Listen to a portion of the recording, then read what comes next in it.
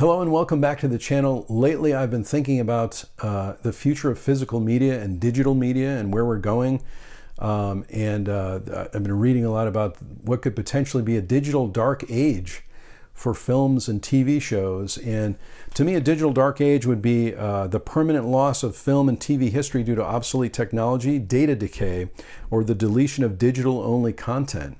So of course, as you probably know from watching the channel, I love physical media, and so I'm always thinking about the best way to preserve what I have and really enjoy the collection without having so much dependency on the internet and on digital copies of films and TV shows. So, to me, having a physical media collection is really an insurance policy against licensing loss, films and TV shows that are lost on streaming because of licensing agreements, internet dependency, depending on the internet, of course, for streaming services, or even to watch your digital copies, and content alteration, which I know a lot of content creators have talked about, where films and TV shows are edited, and we've seen some recent examples. I've talked about that on the channel as well. So today I'm going to show you, I'm going to talk about how I'm preparing for what could be a digital dark age for films and TV shows, which would be a very sad thing. The first thing I'm going to talk about too is collecting copies of films and TV shows that are your absolute favorite, that if you were to lose the internet or not have access to the internet or not have a digital copy or not have a streaming service with that movie or TV show on it, you want to have a physical copy. So one of my favorite films is Jaws. I have so many copies of Jaws. I have Jaws on VHS. I have Jaws on Laserdisc, believe it or not, in a box set that I've shown on the channel before. And this is probably one of the first copies of Jaws that I picked up, which is a collector's edition, but it's a DVD edition, and it has a lot of the special features that you might see on the 4K or the Blu-ray. But I have this copy of it. Of course, I mentioned the VHS and the Laserdisc, but then I also have the 4K of Jaws, and it's, like I said, my favorite movie, so I really never want to lose access to this. I don't want to see the film edited in any way, which it could be on a streaming service, which I haven't seen so far, but I mostly watch the copy that I have. So this is one film that I know that I want to make sure that I have, and that I have available. The second thing too that I'm doing to prepare, and I'll show some more examples here for what could be potentially a digital dark age, is having players available. So I have multiple DVD and Blu-ray players at this point. I have my region-free player, which I've done a video for on the channel. You'll see it. It's in the popular video section, but you can watch that and see what region-free player I have so that I can play some titles, maybe some rarer films that I've picked up that are region B only or not region A. So this is a region-free player that allows me to play them all. Then I've got a Sony Blu-ray DVD player. I have an old PS3 as well, and I'm actually shopping for another backup player so that I have many that I can choose from, or at least if something happens, I need to repair one, I will have a backup. So, of course, throughout this video, if you have any thoughts about the digital dark age, what could be a digital dark age, or what you're doing to prepare, please leave me a comment below. That would be great. We can keep the dialogue going there. So that's one example of one of the favorite films that I have multiple copies of, and I do this with a number of different films that I have. It's a Wonderful Life being another one, which I think you can see over here. You might be able to see over here. Maybe it's a little bit off camera, but I do have multiple copies of It's a Wonderful Life, as an example. One of the films that was talked about a while back as being edited on a streaming service is The French Connection. So I have multiple copies of The French Connection. Also have a digital copy of this too. I have this copy.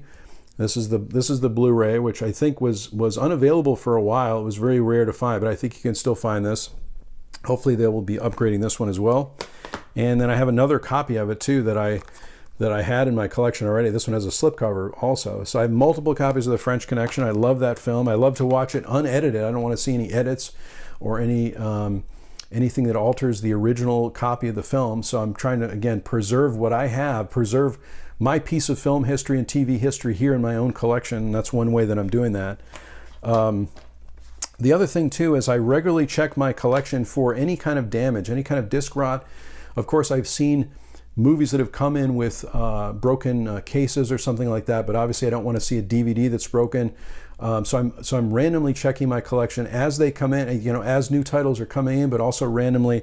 One of the things I may have talked about on the channel before too is there was some discussion about this old version, this MGM Classic. I think this is an MGM Classic release of Raging Bull. So I have this. This is probably one of the first DVD sets that I picked up. This is a 2-disc DVD collector set that I've kept. It's one of my favorite films, so I have multiple copies of it. But I had heard that perhaps these MGM classics would have some disc rot on them, so I check this one. I check this one every single year to make sure it doesn't have any. I just checked it. Everything looks good on the disc. When I'm checking physical media, also I might make sure the menus work, for example. So I'm going to put this in my DVD player or my Blu-ray player, make sure that the menus are working properly. But I haven't had any issues with this one so far. I know some people reported issues with this one, but I haven't had a problem. And then, of course, I did get the upgraded Blu-ray release of Raging Bull from Criterion. So this is a Blu-ray from Criterion. This is spine number 1134. This is one of the more recent ones. And there's the back of that one. So I have multiple copies of Raging Bull, and it's another title that I've been checking also. So speaking of multiple copies, this is another example where I have many backup copies of something. This is a copy of a movie, Jimmy Stewart in Harvey, one of my favorite movies, and there's the back of that. This one comes with a digital copy also, which I have. But I also have this, which is a Universal Hollywood Icons collection. And again, these DVD collections are very watchable. This has a copy of Harvey on it also, and it's got some other Jimmy Stewart films in it. So sometimes you can pick these up very inexpensively or at a library book sale or something along those lines. And so this is a collection where I have a backup copy of that. Speaking of Jimmy Stewart, there's another Warner Brother release that I have, one of my favorite movies, Shop Around the Corner. So the other thing is collecting older films that may or may not be available on a streaming service. And some of these movies we may not, they may be removed for licensing purposes or because of licensing agreements that have expired. And so you want to have, if this is your favorite movie, you want to have this on physical media. This is again the Warner Archive release. But I was noticing too that if you have a copy of You've Got Mail, you might be able to, I'm not sure if every copy comes with this, but I'll open this up, and some of the copies, or maybe all the copies of You've Got Mail comes with also another copy of Shop Around the Corner, which of course the two films are related if you've seen them. So another way to get Shop Around the Corner, which is again one of my favorite releases there. Warner Archive, speaking of Warner Archive, they also do these great collections lately of, this happens to be a film noir collection, so I'm trying to pick up as many of these as I can, because they have films that you may not be able to find anywhere on any streaming service. They might be altered as well, and so it's good to have the original copy of the movie. So I'm trying to pick up as many of these as I can. I've talked about Warner Archive on the channel before, but please let me know in the comments below if you have a favorite Warner Archive release or any old film release that you have a copy or have multiple copies of it because it's your favorite movie.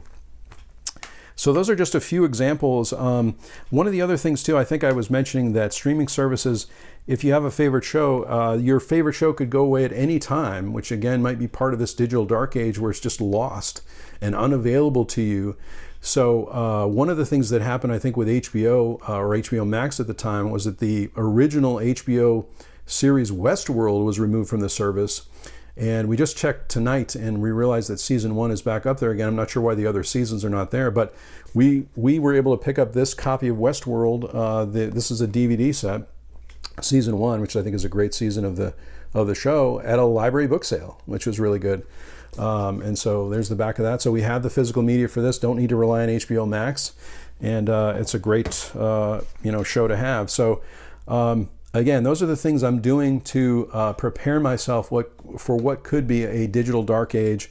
Doing the best I can to have multiple copies of my favorite films and TV shows, multiple players, and checking my collection randomly for any kind of damage. So during this time when I can still pick up physical media, if I do have a favorite film that is damaged in any way, I'm going to probably get another copy of it. The other thing I wanted to mention here is something like this will probably never be available anywhere on streaming. And I've talked about this on the channel before. One of my favorite releases of 2025 is this Welcome to Fun City, which is a marathon of trailers, TV spots, and radio spots. This is another part of film history that may be lost to the digital dark age. Where would we find these things? Maybe, perhaps on YouTube. They could be on YouTube, for example, but who knows how long those would be there. But I have a physical copy of these. These are again, a marathon of trailers, TV spots, and radio spots, some of them with commentary from the 60s, the 70s, the 80s. This is one of my favorite releases of the year. Let me know if you picked this one up. I'm a big fan of Fun City Editions, and this is one of their releases that went out of print for a while and came back. I don't have the slipcover with it, but I'm happy I have this. So that's what I have to show to you today. But let me know in the comments below what you think about what could be a digital dark age. What your thoughts about that. Maybe there's another definition that you have for a digital dark age, but certainly let me know in the comments section below. It's a little bit complicated. We don't know exactly what could happen, but I'm doing my best to prepare for it by having my favorite movies and checking them for damage, and having multiple players, multiple devices that I can play all these movies and TV shows that I have. So I don't have to be relying on the internet, and I don't have to worry as much about content that is altered on a streaming service, or content that disappears off a streaming service that I have, where I may have to switch a streaming service just to get to my favorite show. So very complicated topic perhaps, but let me know how you're feeling about it in the comments section below. Thanks so much for watching this video today. I really do appreciate it. If you like this video, click on like. And if this is your first video on the channel, please consider subscribing. That would be great. I sincerely hope that everyone is safe and well, and I'll talk to you soon.